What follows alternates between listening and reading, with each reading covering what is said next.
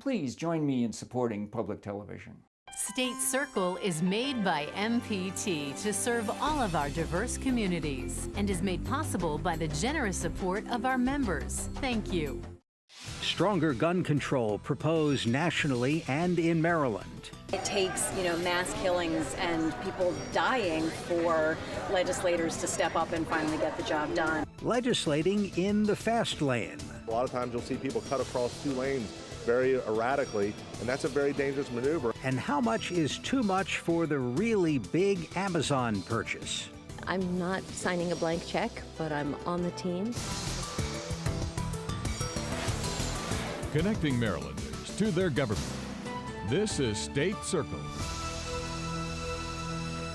Good evening. The big story around State Circle this week is gun control. The school massacre in Florida has brought increased pressure from students and others to tighten gun laws. Yolanda Vasquez has the story. 2, 4, 6, 8. Let's make our children safe. Disarm abusers now. It's a rallying cry heard not just at the State House, but all across the country. Pass this bill! Pass this bill! As tougher gun control legislation is being considered at both the national and local level. The heartbreaking part of it is that it takes, mass killings and people dying for legislators to step up and finally get the job done. A bill in both the House and Senate that would require convicted domestic abusers to surrender their firearms is getting a closer look after a Prince George's County police officer was shot and killed helping a neighbor deal with her estranged husband. How many times are we going to turn on the television and hear of these tragedies of people dying from firearms? It's more than just a rhetorical question for Senator Victor Ramirez. He's introduced Senate Bill 707, which would ban bump stocks and other accessories that turn semi-automatic weapons into automatic weapons. I think for us, we have to be proactive. And people say, well, it hasn't occurred in Maryland. Thank God it hasn't occurred in Maryland. We're going to try to prevent that from ever occurring in Maryland. During a joint committee hearing this week, legislators viewed a demo video of a bump stock attached to an AR-15. The compelling image didn't change the stance of an NRA rep who says the legislation is too broad and certain terminology too vague. We don't really care that much about bump stocks. What we care about is these bills criminalize otherwise completely innocent behavior, such as a competition trigger. Washington State has come up with a more specific bump stock definition to avoid criminalizing existing gun owners, a welcome move by Senator Wayne Norman. I have guns. I'm a firm believer in the Second Amendment. I've talked to a lot of people. Why does anybody need a bump stock? Or why does anybody need one of these grinder keys to rapidly discharge a firearm? With this bill, the devil is in the details, and it's very clear that someone who knows nothing about guns drafted it. Delegate Susan McComas wants to make sure each side has their say before anything is set in stone. There's a lot of problems with this bill as it came in. But you understand the intent? I understand the concern and I understand the concept, but it's got to be constitutional. A debate that will no doubt continue as lawmakers and advocates pledge their support for tougher gun measures. What will 1036? In Annapolis, I'm Yolanda Vasquez for State Circle. Governor Hogan is proposing new spending to make schools safer. More on that from Charles Robinson. I've never seen this much focus and attention. I feel as if maybe we've reached a point where people are finally ready to get something done. The governor has decided to go all in lieu of the shooting in Parkland, Florida. It was a topic of conversation between governors around the country. Here's what the plan would do. The governor wants to put $125 million toward improving school security with $50 million in school safety grants. The money would come from the casino lockbox proposals. It would include fortifying school doors and technological improvements. Legislatively, there are a number of issues which may play out, including an idea of creating a red flag legislation.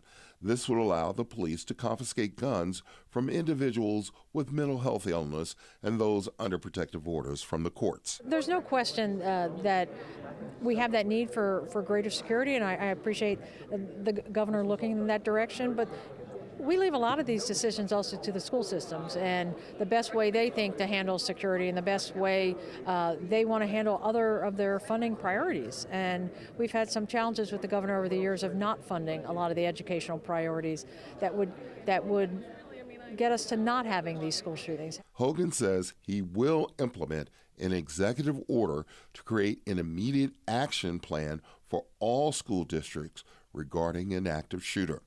The governor also made it clear he's not in favor of arming teachers. I'm opposed to the president's proposal on arming teachers. I don't think we should be handing out guns to drama teachers and biology teachers. However, I think we ought to let the local school systems make decisions about whether they should have armed, trained resource officers that they believe could help protect kids in the school. That's a different story. The governor says classrooms should never be a place of fear. In fact, he urges everyone to be vigilant. In Catonsville, I'm Charles Robinson for State Circle. Baltimore State Senator Nathaniel Oaks has been stripped of his committee assignments. The senator is facing federal bribery charges. The Legislative Ethics Committee recommended that he be removed from committee work pending trial. Attorneys for the senator say he was entrapped by a professional setup artist on the FBI payroll. Some lawmakers want to improve life in the fast lane. Nancy Amata reports this bill is aimed at improving safety and traffic. I get calls every morning. I get texts every morning. Oh my God, these idiots. Oh my God, you should see how long it takes because somebody doesn't want to move over. Delegate C.T. Wilson says too many drivers are cruising in the left lane and holding up traffic. I'm from the Midwest. We were raised when we took our driver's test, the rules were speed, space, and smoothness. Not, hey, I'm the only guy on the road. He and Delegate William Folden, who's also a Frederick police officer, says it's time to legislate common sense and ticket anyone who ignores the golden rule to use the left lane for passing only. Once you pass someone, you need to move back over to the center lane. 45 other states have a left lane law. Maryland's one of 5 that do not, that require them to vacate the lane when they're not passing. It's a simple element. It's what you're taught in driver's ed. He says it could curb road rage and aggressive driving. A lot of times you'll see people cut across 2 lanes very erratically, and that's a very dangerous maneuver. And then what do? Because they want to show that person that was just sitting there in the left lane, not passing, causing this bottleneck. They cut right back over in front of them and sometimes slam on their brakes. And with studies suggesting Maryland roads are the second most congested in the nation, proponents say this bill would go a long way toward improving the flow of traffic. We have the opportunity to make a difference here with minimal cost. Passing a bill doesn't always solve every problem. The common sense of the motorists out there is the best advice that I can give anybody. Former State Secretary of Transportation and Delegate Bob Flanagan has his concerns with a bill that he says might encourage speeding. What it seems to say is that if you're traveling 75 or 80 miles an hour, you sort of have a pass to push everybody else out of the way. While he says a public education campaign would be more effective than putting another law on the books, others appear open to doing whatever means necessary to get left lane lingerers to move over. I think correctly passed legislation about aggressive driving, and I'm just glad that we're doing something about what I view as passive aggressive driving, the notion that, I can stay here because I want to. I'm Nancy Yamada for State Circle. The governor is proposing a record-setting deal to lure Amazon's new headquarters to Maryland. The Seattle company is considering Montgomery County. Maryland's offering $5 billion in incentives, but not all lawmakers are ready to hit the buy button. I'm not signing a blank check, but I'm on the team. I think we have to work together, even in election year, across party lines to make sure that Maryland is speaking with one voice to try to bring Amazon to Maryland and to Montgomery County. State officials say Amazon would mean a $17 billion economic boost to the state. Healthcare workers rallied in Annapolis this week to add their voices to the campaign to raise the minimum wage. Right now, the statewide minimum is $9.25 an hour. In July, it'll be $10.10.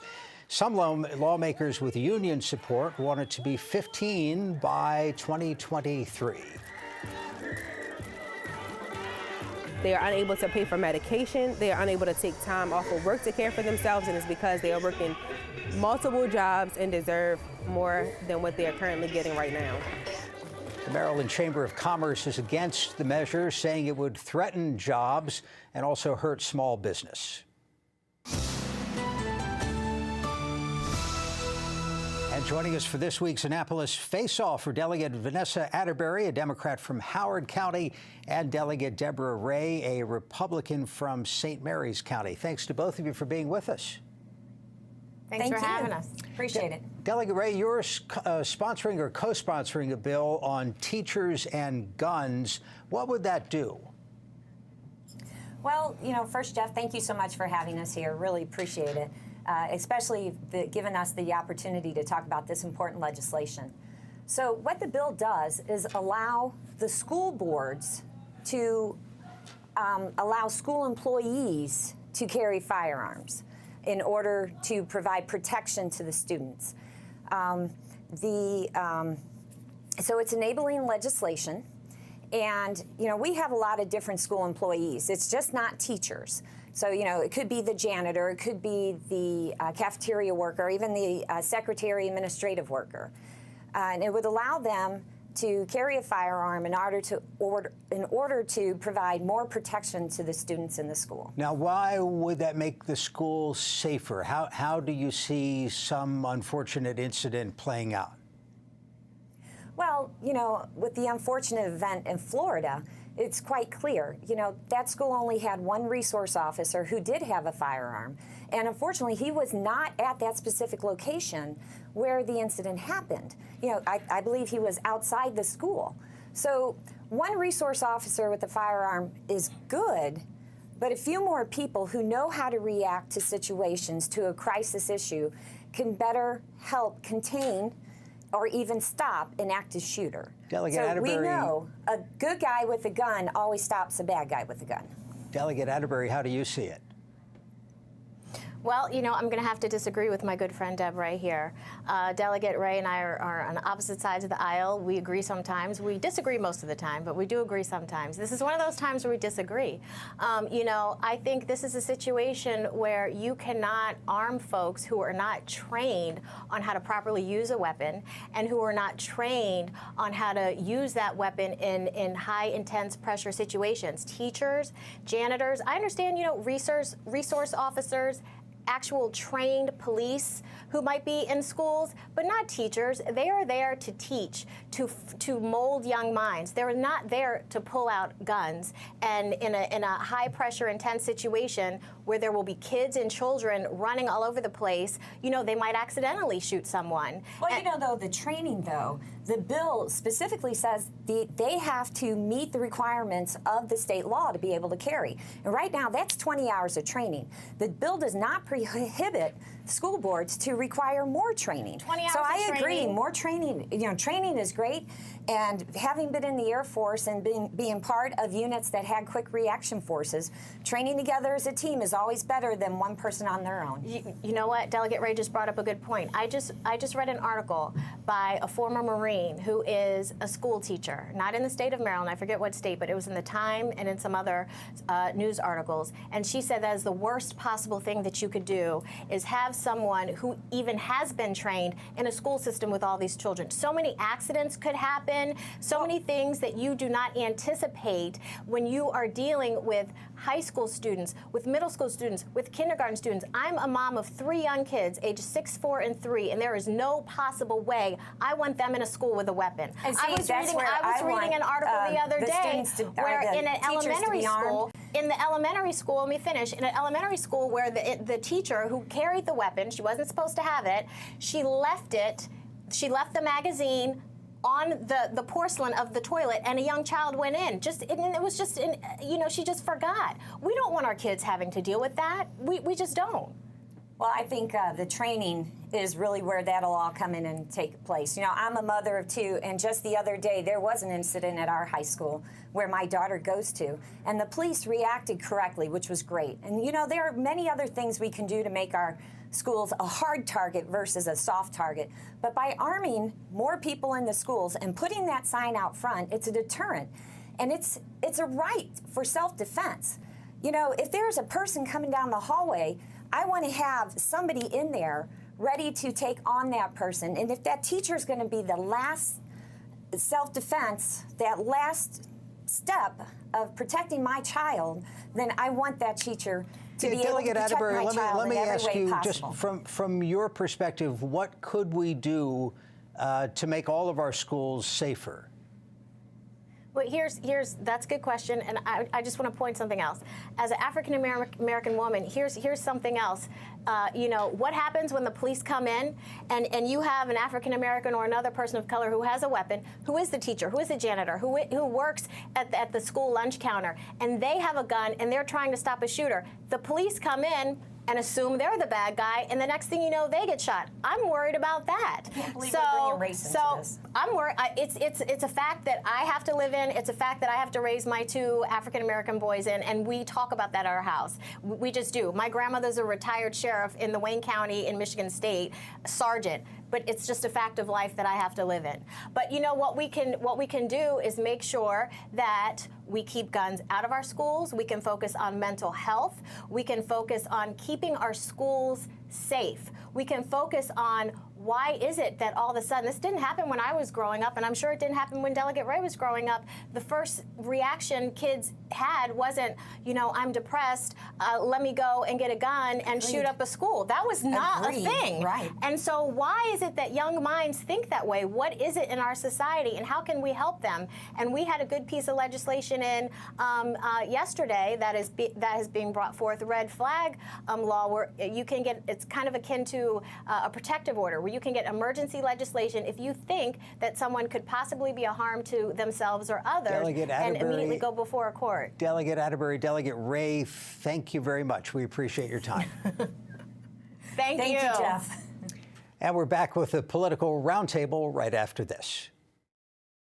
What happens in Japan and Asia matters to me. And with NHK World's newsroom in Tokyo, I get the news live from Japan right at the start of my day. New ideas come out of Asia all the time. NHK Newsline reports on business, technology, and world events from Tokyo to Bangkok. Once in the morning gives me a heads up on the competition. Every hour on the hour, the news I want from Asia. Watch NHK World now on Comcast Channel 268 and Verizon Channel 480.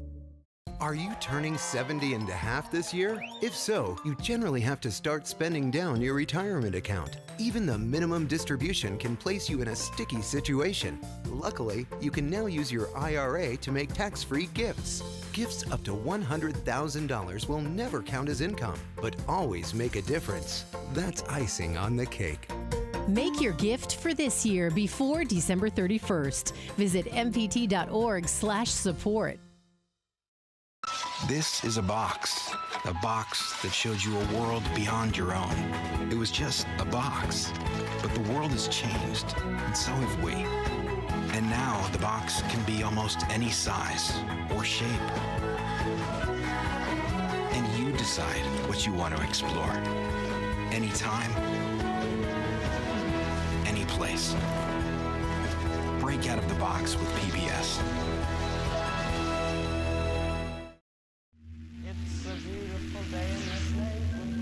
We are the curious. Wow. The adventurous. Oh. Those venturing out for the first time. And those who've never lost our sense of wonder. Whoa. You seen this? We are the hungry. The strong. I must be the greatest. The joyful. A happy little cloud. We believe there is always more we can uncover. More we can explore. We believe in the capacity for goodness. And the potential for greatness. The torch has been passed to a new generation of Americans. PBS. PBS. PBS.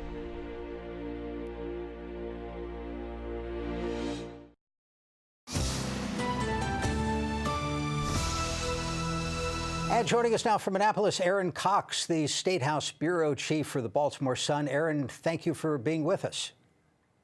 Oh, my pleasure. Thank you for having me. There has been nationally this focus on the problem of sexual harassment, figures in media and politics. And today we had an allegation from a state legislator of inappropriate touching. What was the accusation? The accusation comes from Senator Cheryl Kagan. She's been down here for quite some time. And she said that last night at an Annapolis bar during the karaoke hour, a longtime lobbyist and her former colleague inappropriately slid his hand down her back and, as she said, grazed her tush. And it was something that she felt was done in a disrespectful and inappropriate manner, that it was unwanted, and it was clear that it was something that was made to make her feel uncomfortable. And she said it was not the first time that it happened. And she decided to make her account against him public, saying that somebody has to break their silence about the culture down here, and that somebody has to be the one to say that I'm not going to tolerate this. And the lobbyist, Gil Jen, he called the senator delirious. He disputed her account. He said he never touched her any time in the past or last night at this karaoke bar, and suggested that she was making this allegation public as retribution because his lobbying firm has objected to legislation she's pushing that would ban foam cups. So obviously there has been this national attention to the problem. This is an interesting story because the power structure is backwards. I mean, most of the national cases, the person who was behaving inappropriately was the person with power. In this case, it's the state senator who has the power. But in the meantime, there has been the Women's Caucus has issued a report, and there certainly is an atmosphere of sort of heightened sensitivity about this.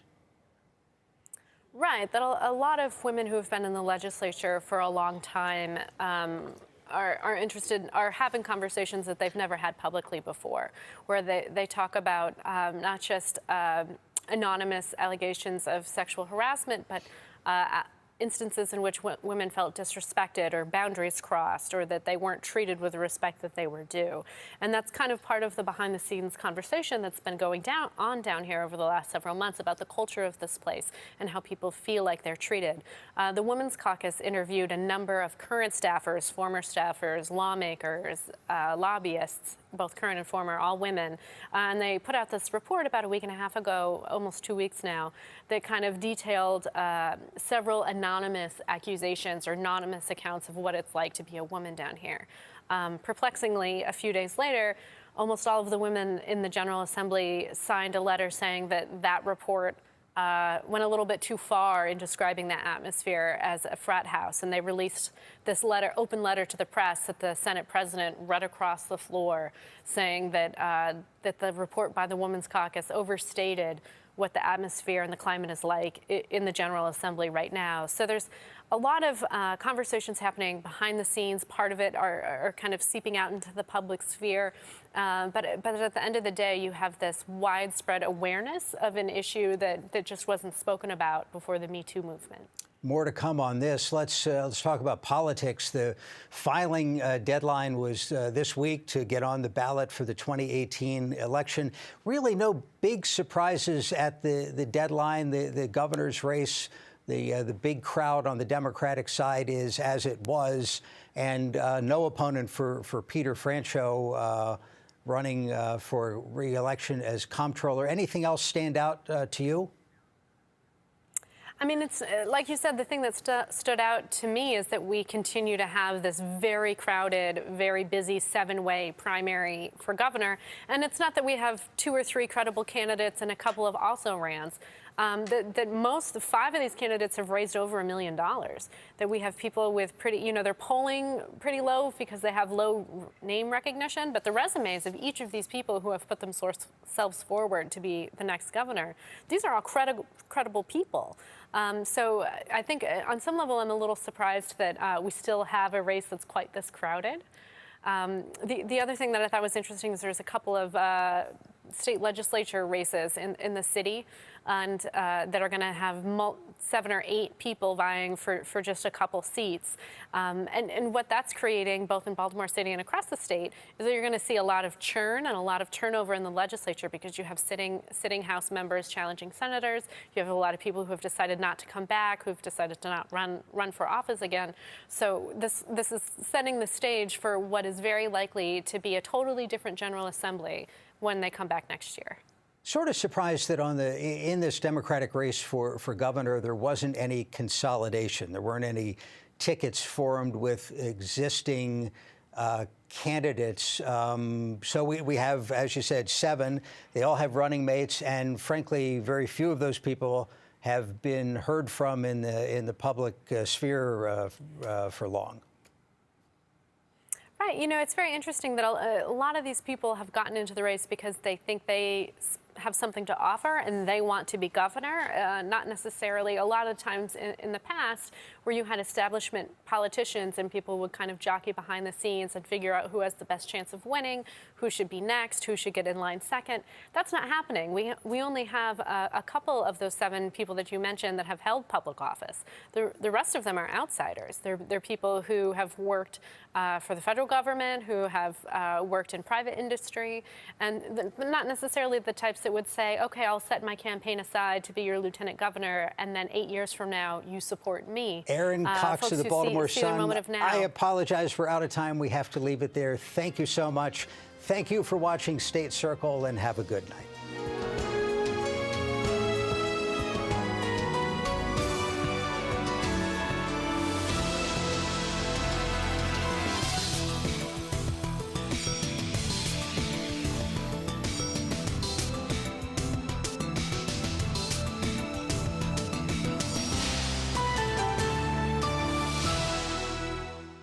This program was made by MPT to serve all of our diverse communities.